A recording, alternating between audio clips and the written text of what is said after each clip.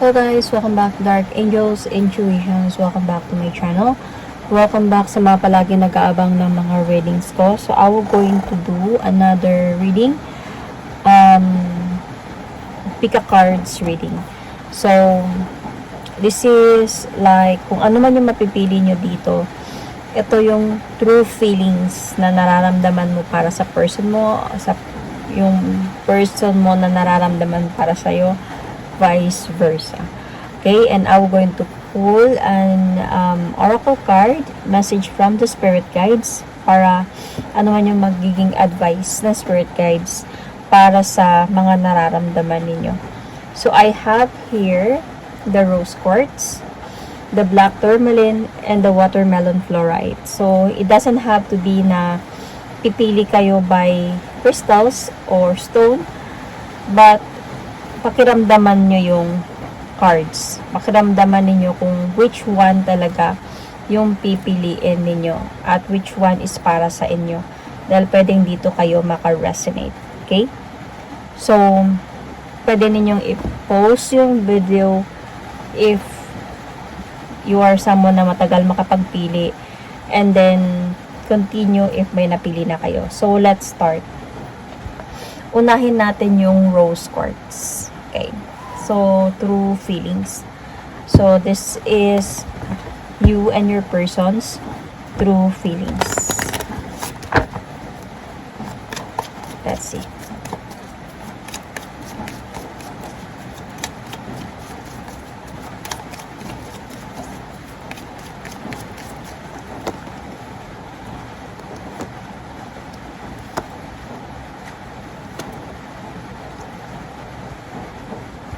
So, medyo maingay kasi umuulan. May bagyo dito sa amin ngayon. Okay. So, let's see. Your feelings towards your person. So, parang ano ka ngayon? Hindi ka, parang stressful. Yun yung feelings mo towards your person right now. Parang stressful ka sa mga nangyayari siguro, sa mga nagawa niya. Parang gusto mo muna ng peace of mind, na-stress ka na, nagkakaroon na ng anxiety, dami ng question sa utak mo, yun yung nararamdaman mo, parang gusto ko munang magpahinga. Gusto ko muna ng peace of mind.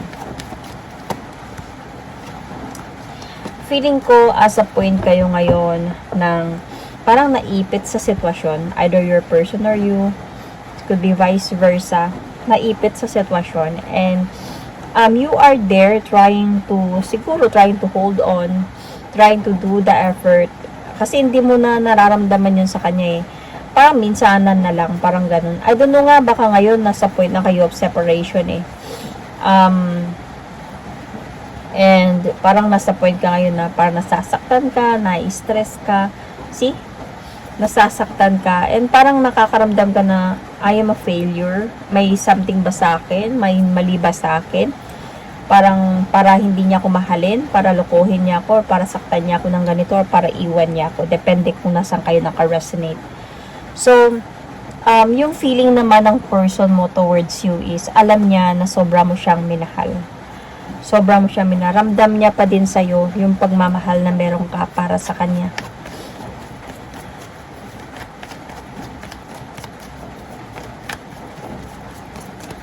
Let's clarify. Alam mo, itong person na to, as a point siya ng, parang nadidisappoint din siya sa mga nagagawa niya sa'yo. Kasi, parang feeling niya hindi mo deserve yun. Pero ginagawa niya yun sa'yo.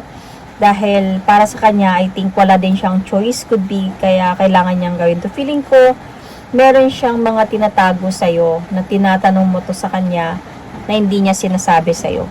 Parang, kumbaga, pinipilit mong hulihin siya, kausapin siya, aminin, pero wala siyang sagot. Minsan, binabaliwala niya, minsan umantang kayo sa away, minsan, mga ganung mga bagay. Pero sa kanya, parang nadidisappoint siya sa sarili niya dahil sa alam niyang sobra mo lang siyang mahal and hindi mo deserve na ganituhin. So, Yun yung nararamdaman niya. Parang naiipit din to siya sa sitwasyon at nasasaktan din siya sa mga treatment niya sa'yo. Sa totoo lang, nalulungkot siya sa ginagawa niya ito sa'yo. And ano ba yung nararamdaman mo sa sarili mo sa relasyong ito? Hindi ka nagiging masaya talaga. Hindi ka na nagiging masaya.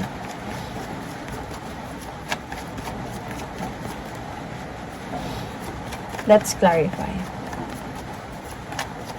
You might be fire sign, okay? Aries, Sagittarius, Leo, or you might be dealing with, I can see also Scorpio here.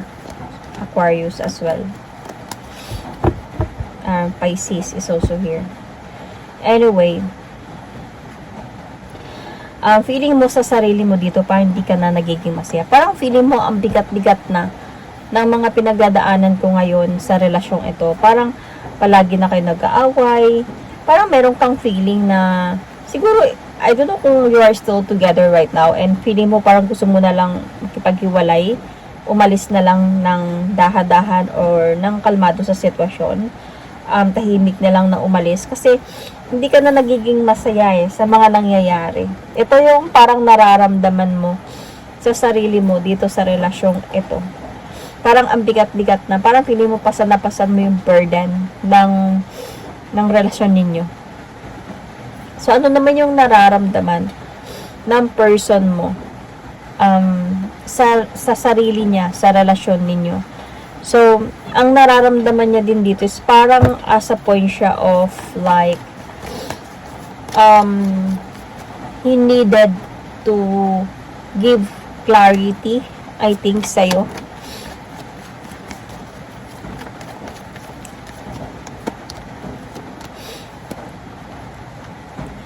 And parang meron siyang feeling sa sarili niya dito na parang responsible siya na ayusin to. Of course, kung siya yung lalaki, dapat lang. So, parang feeling niya sa sarili niya, sa relasyong ito na kay siya yung kailangan talaga na makapag-usap sa'yo, ayusin ang lahat. Kasi alam mo, mahal ka ng person na to. Mahal ka din niya. Kaya nga sobrang nalulungkot siya, nakukonsensya siya, or may regrets ba sa kanya, sa mga bagay. Piling ko may issue kayo dito about third party. Siguro matagal na kayo nitong person na to. Nagkakaroon kayo ng issue about third party na hindi niya sinasabi sa'yo and gusto mong malaman yung totoo. So, parang nasa point siya na, parang feeling niya sa sarili niya dito na responsible siya na kailangan niyang kausapin ka at ayusin ang lahat ng to. And feeling ko gusto niya din gawin to sa dami ng pinagdaanan ninyong dalawa at alam niya na nasasaktan ka ngayon at alam niya kung gaano mo siya kamahal. And I can see na nagkakaroon din sa kanya ng mga realizations dito na mali yung mga nagawa niya nung time na nagkaroon siya ng parang hindi niya alam kung sino yung pipiliin niya, parang ganun. So, nagkakaroon sa kanya ngayon ng mga realizations dito. So, the possible outcome here, itong person na to, magpaparamdam to siya sa'yo ulit or babalik siya sa'yo ulit or aayusin niya din ang lahat ng to. Siya mismo ang gagawa dito ng action in the near future. Hindi ito madali, honestly. Parang yung action dito is hindi like faster or sooner as you expected. Parang may nakikita pa ako dito parang dahan-dahan to na kasi parang feeling ko hahanap to siya ng right timing na gagawin niya to to give you some clarities, to explain to you dahil sobra kang nasaktan sa mga nangyari, to come back to you, to offer you love. And darating yung araw in the future for the outcome of this. Magde-decide din naman to siya na bumalik or ayusin ang lahat ng sa inyo. So, the advice from the tarot card here, what makes your relationship better is, I think, kailangan nyo talaga dito na, kumbaga, parang pag-usapan at to resolve the problem na meron kayong dalawa. Especially from your person side. Kumbaga, kailangan nyo din dito ibalik yung spark ibalik yung happiness, yung love, especially even if may mga nararamdaman ka na. Kasi nasa point ka na ngayon of gathering information about sa mga nararamdaman mo, about sa mga nalalaman mo. Ang nakikita ko kasi dito parang hindi ka pa clear. Kumaga walang clarity talaga sa'yo. Kaya nga nagtatanong ka sa kanya. Gusto mo galing mismo sa kanya yung sagot. Siguro may mga nagsasabi na, pero gusto mo galing mismo sa kanya yung sagot. So parang even if may mga ganito nang nararamdaman, kailangan talaga ng person mo dito na to give you clarity, to talk to you, and to give you clarity, and to explain bakit nangyari yon, bakit naramdaman niya yon, bakit ginawa niya yon, and to resolve the problem para maayos na kayong dalawa ulit. So, let's see. Message from the spirit guides.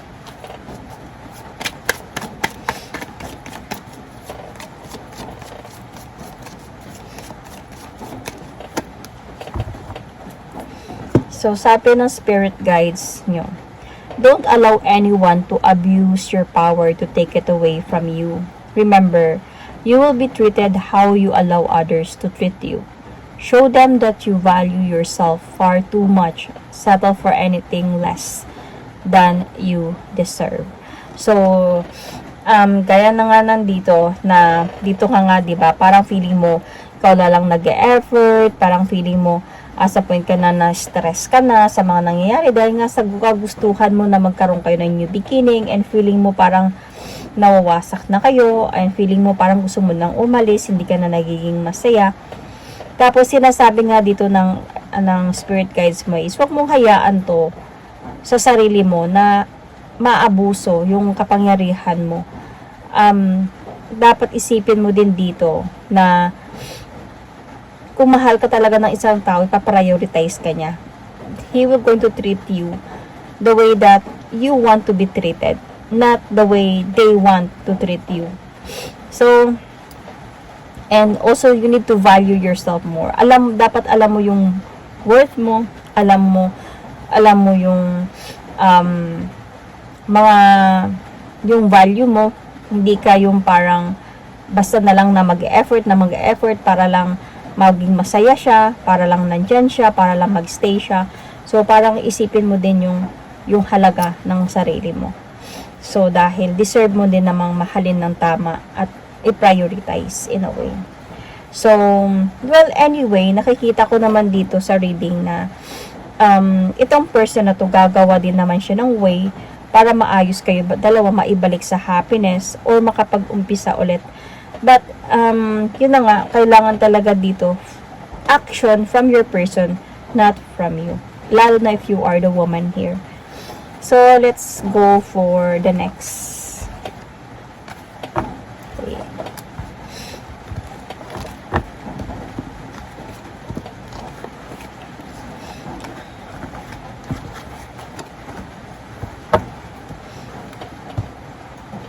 So, the Black Tourmaline. Sino man yung nakapili nito, this is your reading. Okay? True feelings.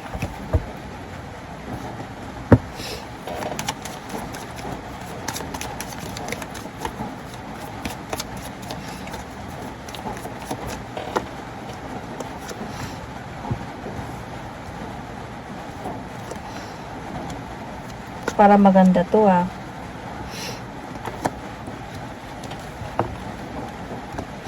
Wow, very nice. Anyway, yung nararamdaman mo para sa person mo is love. Like, you felt like you are in love with each other talaga. Yun yung feelings mo towards your person.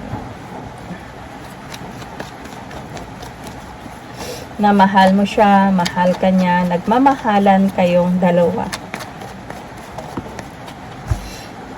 See, parang feeling mo dito, ito na to. Ito na yung tao na mamahalin ko habang buhay. Parang ganun yung nararamdaman mo. Though, yes, meron kayong mga issues, meron kayong mga pinagdaanan, minsan di kayo nag-uusap, mga differences. Mga minsan nga, parang na feel mo nga na parang dahan-dahan na kayong nawawasak, but may mga times na ganun, pero yung love kasi ninyo para sa isa't isa nandyan pa din. Kumaga despite sa mga nangyayari sa inyo, nagka-hold on pa rin, hawak kamay pa rin ninyo na nilalaban yung mga struggles, yung mga pagsubok na dumadaan sa inyo. Parang meron pa din parang your person still taking the leap of faith towards a new beginning with you. Parang whatever is happening, alam niyang mahal niyo yung isa't isa. Siguro nga sa inyo, sa part dito, madami na kayong pinagdaanan. Kasi dumating na nga kayo sa point of, like, halos hindi kayo nag-uusap, hindi kayo nagkakaintindihan, nag-aaway, pero you're still together, even up until now. So, yung feeling naman ng person mo towards you is a wish fulfillment. See? Parang, as a point siya na, ito na yon, same kayo ng nararamdaman mo. You might be soulmate in a way. Kasi pareho kayo ng mga nararamdaman eh. So, honestly, itong person mo, minsan, dumadating kayo sa point na hindi kayo okay, nag-aaway kayo, napapagod din siya, honestly. Might be sa ugali mo, hindi naman tayo perfect, diba? Might be sa selos mo, minsan napapagod din siya, pero asa point ba din siya na every time, sabi natin na every time gusto niyang di kanya kinakausap, namimiss ka niya. Kaya para sa kanya, hindi ko kaya mawala tong person na to. Kaya bumabalik pa din siya. Though sa totoo lang, hindi naman siya sure sa mga pwedeng mangyari sa inyo in the future. Hindi talaga siya sure, pero willing siya to move forward towards with you. Willing siya to be there for you. Alam mo, nagkaka-issue na nga kayo, nagka-issue na din kayo about cheating. Pero parang nagkakaroon pa din sa kanya ng realization na mali yung ginagawa ko sa kanya. Bumabalik at bumabalik pa din siya sa'yo.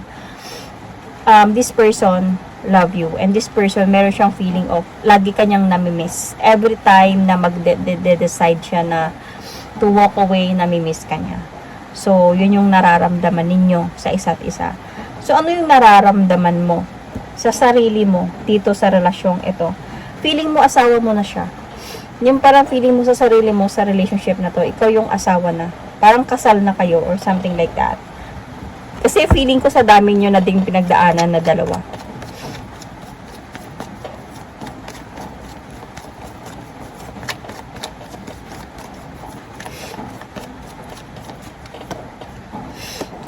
See? Feeling mo parang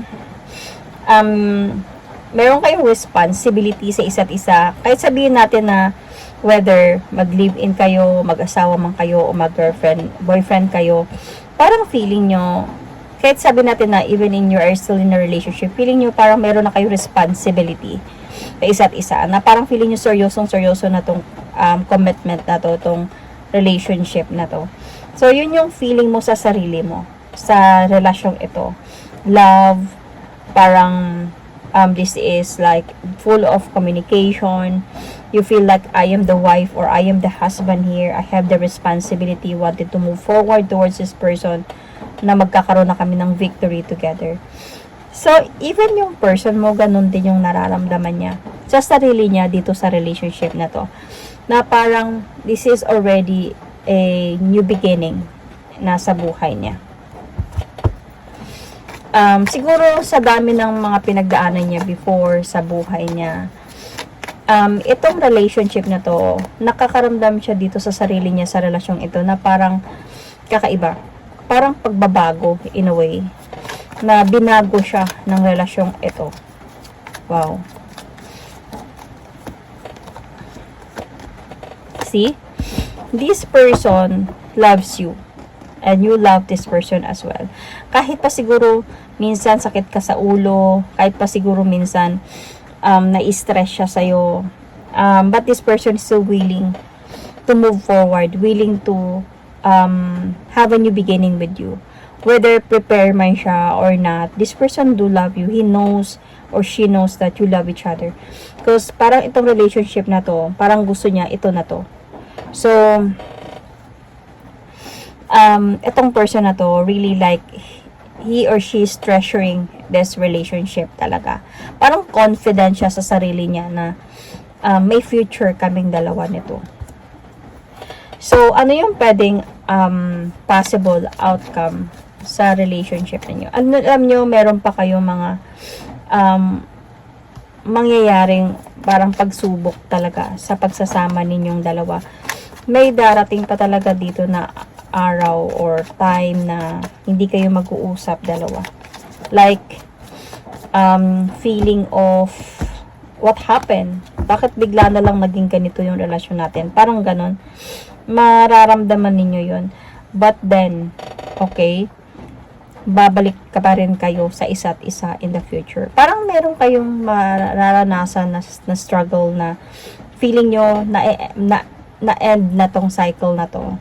Feeling nyo na anong nangyari sa mga magagandang relasyon na meron tayong dalawa, memories, lahat ng mga ginagawa natin, pagmamahal na meron tayong dalawa. Bakit bigla parang naging cold, or may mga changes na nangyari? But ito lang yung masasabi ko, parang part lang yan for the both of you, na may mga lessons kayong kailangan i-learn kahit sa napakagandang relasyon na meron kayo, kahit sa sobrang pagmamahalan na meron kayo, dadapuan pa din kayo ng problema or test to make sure kung gaano ninyo kamahal yung isa't isa. And I think maglalakas loob kayo dito na to fix the problem, to focus on this, fixing the problem, to have a new beginning, because there is a possibility of future together with this person.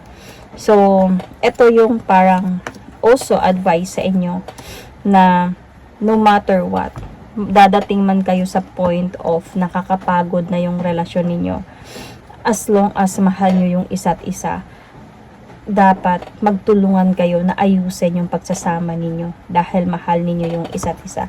Yung relasyon normal talaga na may pagod talaga dyan. Whether ano pa man yung issue ang meron sa inyo, normal issue, differences in personality, cheating, or whatever. As long as you love each other.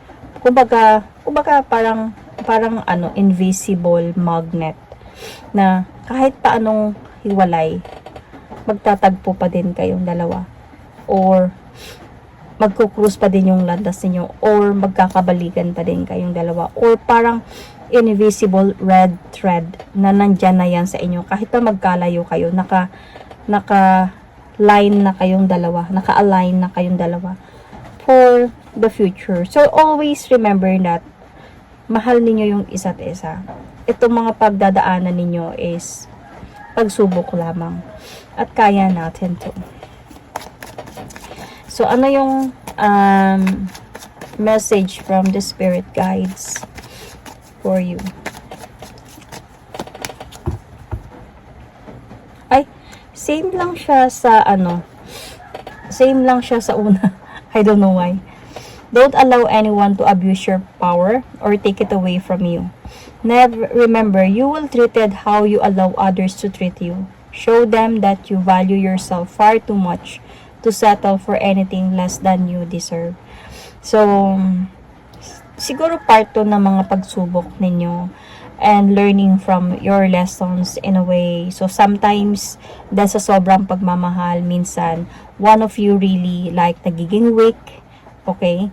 Parang nagiging, yung isa naman, parang, kung sabihin natin na if you're twin flame, runner and chaser, naghahabol yung isa tumatakbo. So, parang advice na din to ng spirit guides nyo na huwag nyo din hayaan na abusuhin yung kung anong meron o ano yung nabibigay ninyo. Might be also for some learning lessons din dito. So, let's go for the next.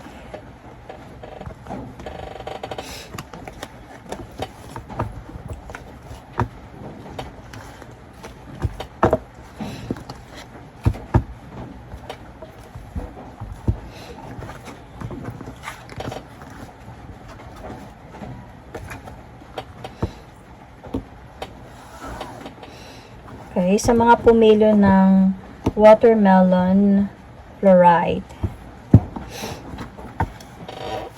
So, let's see.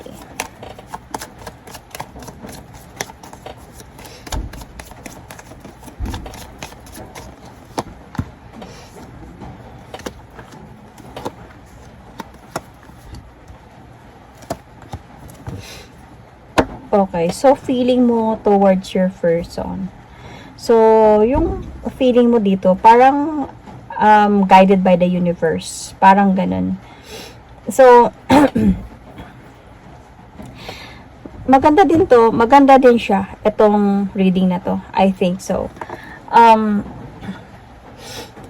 Parang feeling mo, itong relationship na to is something merong connection sa inyo.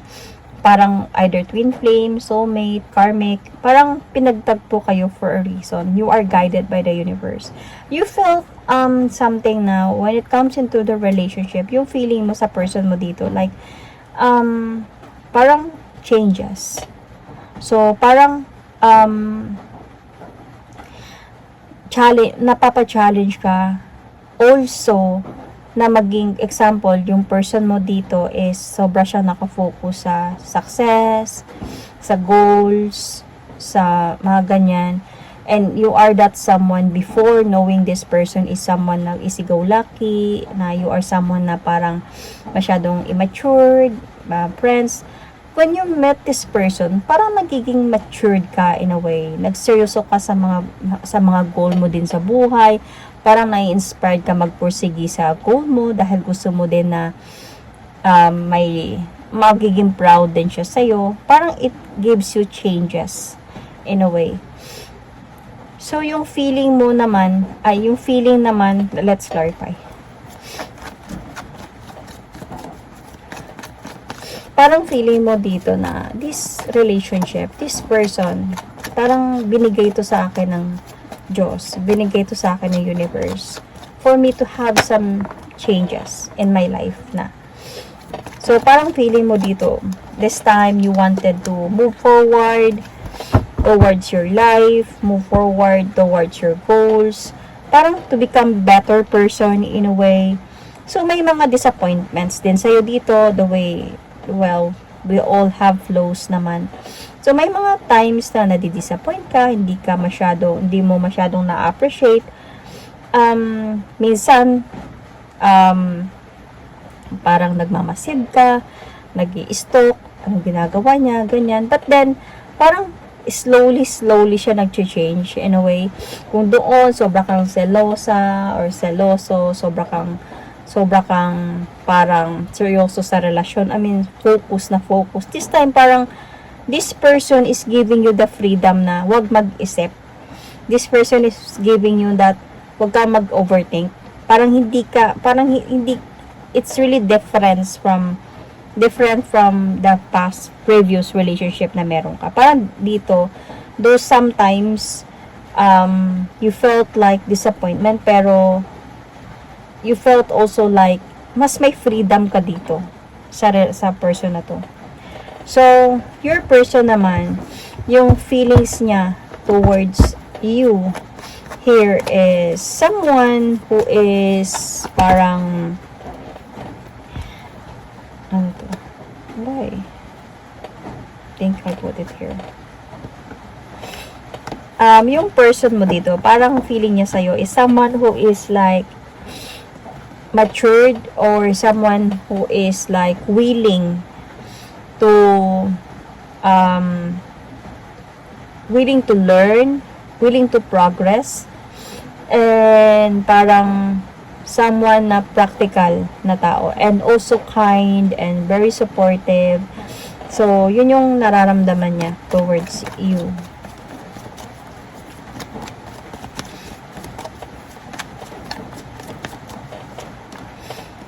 So, minsan, honestly, medyo etong person na to, hindi din siya nakakatulog sa gabi thinking about, sure na ba ako dito sa person na to? Kasi nagugustuhan ka din naman talaga niya. May mga difference din kayo sa mga personalities ninyo. Hindi kayo nagkakaunan sa mga ugali ninyo. Hindi naman sa lahat ng pagkakataon.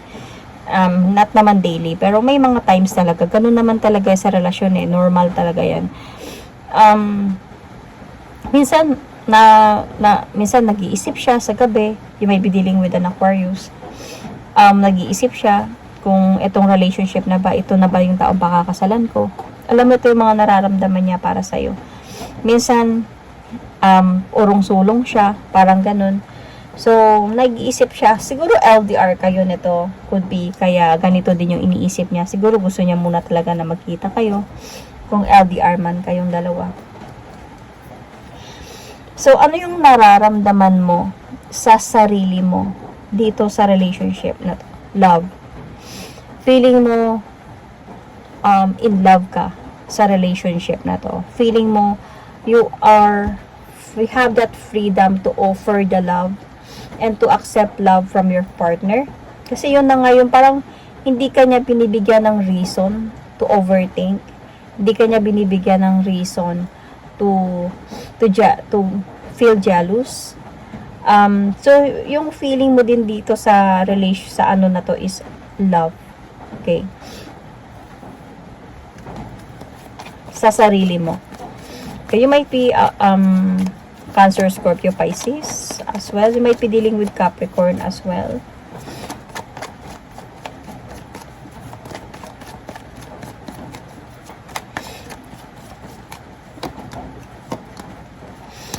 So, I can see here na sa totoo lang, feeling ko kasi may mga issue ka before about pain, heartbroken, and dito sa sitwasyon na to, sa relationship na to is parang feeling mo magical.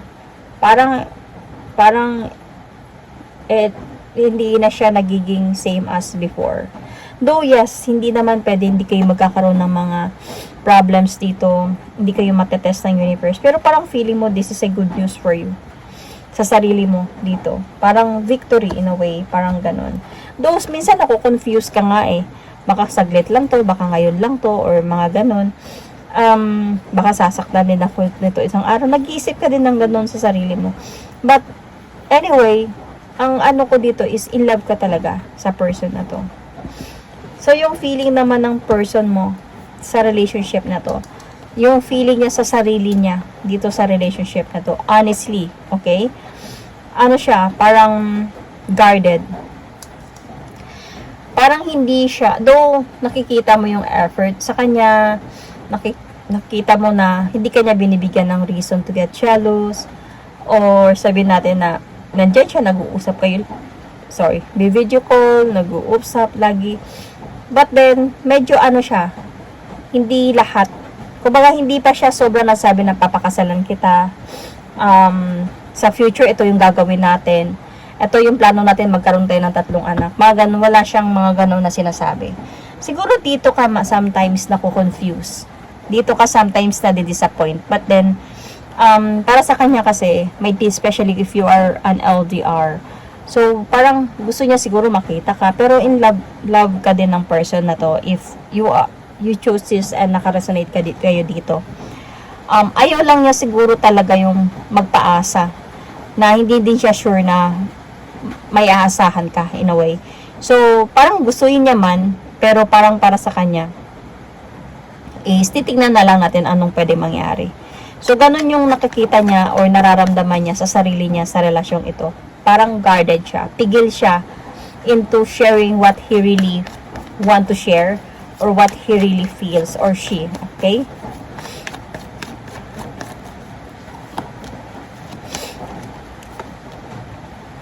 So, kasi feeling ko din, yun na ngayon sabi ko, ayaw niya na magpaasa na baka hantong sa point na umasa ka, and then masasaktan ka, lalo na pag dumating sa point na may mga away na, mga arguments na mangyayari sa inyo, then makakaramdam na parang na betrayals in a way, nagluloko, nagsisinungaling, but he or she is doing his or her best in this relationship na ipapakita talaga sa iyo yung mga action na you needed to. Kaya nga as a point ka na, siguro dito sa point na mayroon ka ding parang nag-o-observe ka, nag-i-stalk ka because of hindi siya talaga pala totally na nag-share lahat or sobrang same as you na future, ganyan, ito yung gusto ko, business, sa atin dalawa, mga ganun. Kasi nakikita niya yun sa'yo, very practical ka na tao, future-minded in a way. Pero siya kasi, gustuin niya man yun i-share sa'yo, gustuin niya man sabihin sa'yo na gusto kitang pakasalan one day, Hindi niya nasasabi yon because of ayaw niya yung parang may aasahan ka. Gusto niya mangyari na lang yung mga mangyayari. So, you might also be dealing here with Aries, Sagittarius, Leo, or Leo. Okay, so, anyway, the possible outcome dito sa relationship ninyo is, I think, they were going to have a, parang yung love na feeling of this relationship, parang connected na to siya before in your past life and nag-connect kayo ulit ngayon. Parang you are making memories in a way. More on, you will going to make more memories sa relationship ninyong dalawa. See? Pero alam mo, magkakaroon talaga kayo dito ng issue. Feeling ko ang magiging issue ninyo dito is a past person. Either past person, past person. Magkakaroon kayo ng issue dito, may PX ng person na to. Siguro isa na din to sa dahilan kung bakit hindi siya masyadong nag-share. Dahil siguro may mga past situations to siya ng unsureness din, na hindi pa siguro totally resolved, hindi pa talaga finish, na there is still a possibility na gugulo pa sa relasyon ninyong dalawa. Because ito yung pwedeng mangyayari sa inyo dito in the future. So, magkakaroon ng past issue. Lalo na sa part, I think sa part niya, sa inyong dalawa. But then, hindi ko naman nakikita dito yung paghiwalayan ninyo. Pero ito yung pagsubok sa inyo. Tatagal pa nga kayo ng person na to eh. Tatagal pa kayo nito. Pero magkakaroon kayo ng pagsubok na feeling of like dahan-dahan kayo mawawasak because of this past person na mai-involve dito. But then, sabi ko nga, i-focus kayo sa relationship ninyo, sa pagmamahalan ninyo. And lalo na if you're an LDR, may plano talaga kayo na magkita and gawin ninyong plano na yun, then there is a possibility na pwedeng magkakaroon pa to ng future itong relationship na meron kayong dalawa. Kasi feeling ko yung person na to, willing talaga siya, gagawin niya yung best niya na magkaroon lang kayo, magkita lang kayo or something, kung LDR man to. So, ano yung possible na advice to make your relationship better? So, dadating talaga kayo sa point of like challenges in your relationship. And pwedeng mga conflicts or arguments, pwedeng dadating talaga to sa inyo. Might be.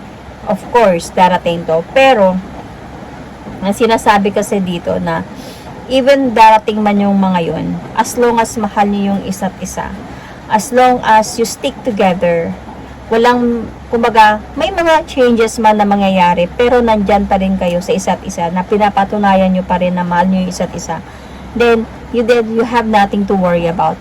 You will going to worry if isa na lang sa inyo ang nag-hold on dito, and isa parang wala na, bibitaw na, wala na talaga, trying na lang, minsan na lang.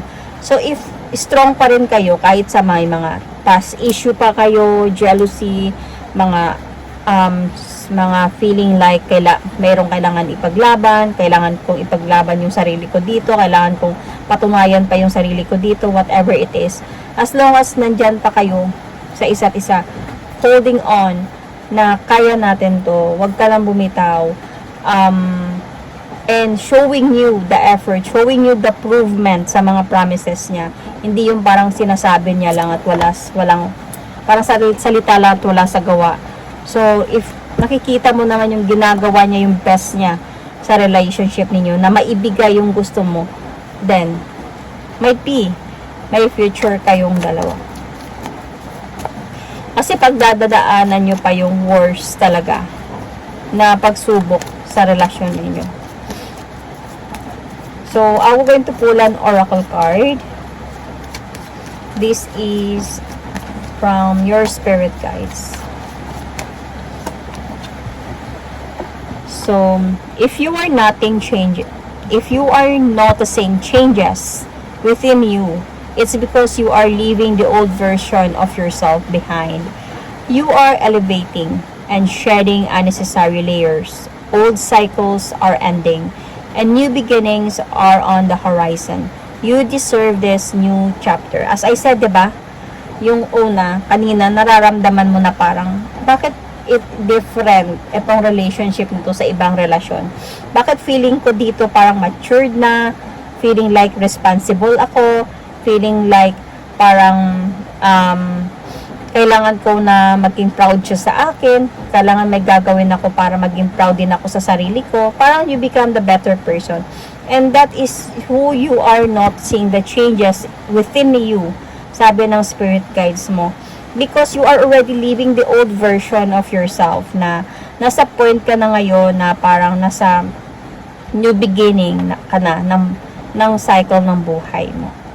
So that is my reading for you. Thank you and God bless.